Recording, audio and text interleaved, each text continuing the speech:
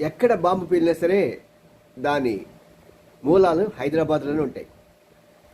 ఈరోజు ఉదయం బెంగళూరులో జరిగిన బాంబు పేలుడు సంఘటన సందర్భంలో 10 మందికి తీవ్ర గాయాలు తగిలాయి. మరి వెంటనే హైదరాబాద్ అలర్ట్ అయింది. కారణం ఏంటంటే హైదరాబాద్ అనేది ఈ యొక్క టెర్రరిస్టులకి అడ్డాగా మారింది. ఎందుకంటే ఆంధ్రప్రదేశ్లో ఉన్నంత ఉదాసీనత ఇంకెక్కడా ఉండదు.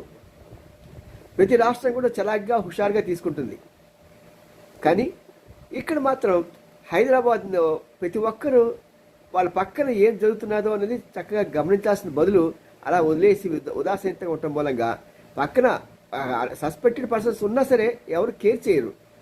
దీని మూలంగా ఏమవుతుందంటే భారతదేశంలో ఎక్కడ ఏ బాంబు పేలులు కానీ ఏ టెర్రరిస్ట్ యాక్టివిటీ జరిగినా సరే దాని మూలాలు హైదరాబాద్లోనే ఉంటున్నాయి.